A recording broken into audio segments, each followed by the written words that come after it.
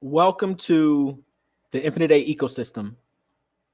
In particular, you are with and join Infinite A Industries. My name is Ian McHale, and I am the founder of the Infinite A ecosystem. And welcome.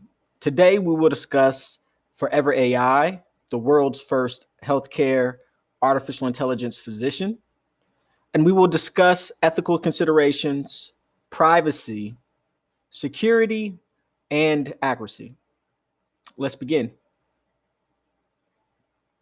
So, a little bit more about us. Infinite A Industries is a global Web3 company. It is an industrial artificial intelligence firm. We also specialize in biotechnology as well as healthcare, the metaverse. We also provide enterprise high technology training, as well as global expert consulting. We do possess, and you are in the hands of an award-winning ecosystem. In 2020, we won the award, the global award for most innovative boutique technology firm out of corporate Livewire, which is UK based. We also were semi or quarterfinalists, for Pepperdine University's most fundable businesses in America. And we also recently received the best drone research and development company in the United States award from Aviation and Aerospace. And so let's continue to go forward. So first, we have ethical considerations. Ethical considerations around breast cancer screening technology and Forever AI, the world's first AI healthcare physician. So first, we do follow the four pillars of medical ethics. And the Infinite ecosystem believes in these pillars, and not only believes in them, but goes above and beyond to follow and adhere to them. So the first one is the pillar of beneficence, right? Beneficence. And so we're not intentionally going about trying to do any type of harm. And as a result, we are not sharing data with third parties. So any data that is provided will not be sold, it will not be shared, it will not be accessed by anyone. Okay. The second pillar of non-malfeasance. So we are not going to provide any identifying data or information, particularly if you're using cryptocurrency transactions. And we have a short retention rate for data. And we'll talk about this as well. And so we try to minimize and mitigate any possibility of data leaks, as well as the identification of data. And so when you receive your health report, it has no identifying information on it, whether or not you pay in crypto or debit cards. Next, we have the pillar of justice. And we believe that we are providing and seeking justice as a medical ethic in regards to our pricing, right? Our pricing is very, very affordable for breast cancer screening. Even if you don't have insurance, or if you do, oftentimes screenings can cost anywhere between $150 to $350 for a mammogram. And so we're providing something that really is cheaper than all other options that currently exist in the market.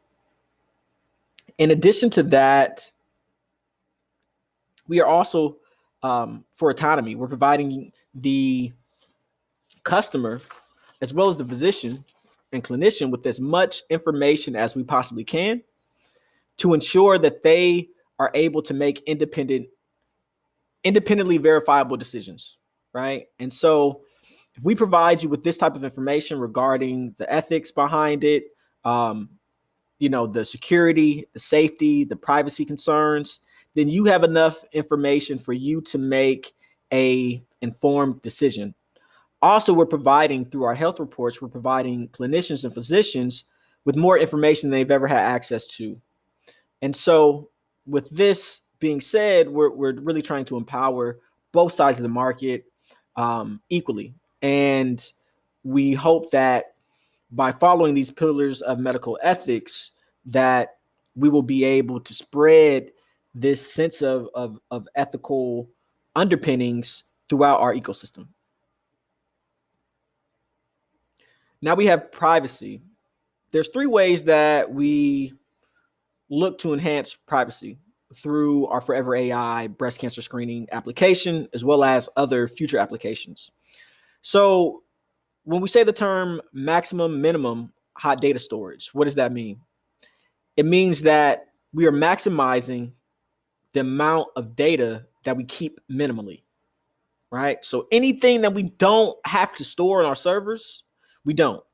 And even the information that we do in order to process your transaction and to screen you, we're only storing one person's data per second or per transaction, right? And so one person's data is stored at a time. So suppose that we were to be hacked, right? Then they would only get off with or make off with one person's data, right? And it would be almost impossible to know which person that is, right? Especially if you use cryptocurrency transactions, there's no way. And even with that being said, we separate the data from the transaction itself, right? The only time that that's not done, where it's all in one, is with the cryptocurrencies, and that's anonymous and private because you only utilize your wallet. Also, we did talk about different crypto transactions using zero identification, and then also breast cancer imaging requires zero identification as well. Next, we go to security. And so through security, we're maximizing our defenses by running off cloud, right? So we just don't have something that's just sitting there in the cloud constantly being a target. Also, we utilize tunneling services. And with tunneling services, it's more difficult to identify where you are in the world in order for you to be attacked. Also, on staff, we have white hat hackers as well as cyber forensics and counterterrorism specialists, right? And so on our team, we have those certifications. In addition to that, safety is extremely important for us. We want to ensure that we're providing you with the best technology available and the safest technology. And so currently, if you go and get a mammogram, you are undergoing a certain amount of radiation, right? A CT scan, radiation, MRI, radiation. And so with what we're providing you a way to screen yourself initially for breast cancer without any ionizing radiation.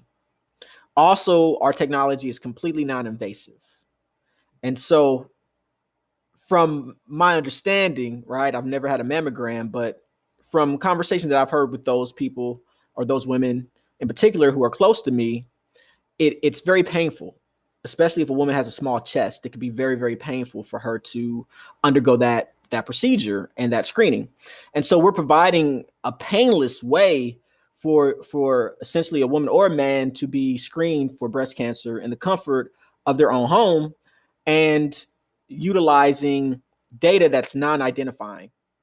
And so we'll talk about different ways that we can ensure that that data is non-identifying to enhance your privacy. So here on the left-hand side, you see our technology being used live in real time on hardware. This isn't the browser-based version of our application, but it is the same algorithm that we're running. And so this algorithm is exactly what you have access to when you're screening yourself. So here we see a 93.61% rate of a breast anomaly not found during a follow-up inverted nipple surgery. And then on the right-hand side of the demonstration, you can see stage 2 to stage 3 breast cancer, which is detected. Through this, you can see that there's a higher percentage of or a higher accuracy rate for anomaly warnings, and there's a lower accuracy rate for breast anomalies that are not found. Okay, so what this is really good at, it's really, really good right now at finding and warning you of any potential breast anomalies. Okay, now in the event that you screen yourself and you go to a physician or clinician and the results are inaccurate, we have a data purchasing program where we will buy that data in order to utilize it to increase the accuracy of our screening system for future patients and clinicians. A few tips that we have in order to ensure that your accuracy of your screening is heightened and it's the best that it possibly can be. Ensure that you're in proper lighting. A low light area can affect the accuracy level. If you have a busy background, right, I would just stand behind or in front of a white wall, or just ensure that you crop the image to where the surrounding area is not included.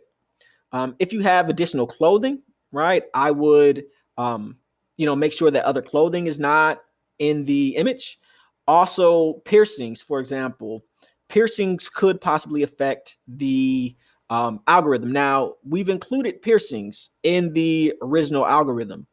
However, there's many different variations, and we couldn't encapsulate all of them. Also, tattoos may have an impact upon the accuracy of your image as well. So we just forewarn you.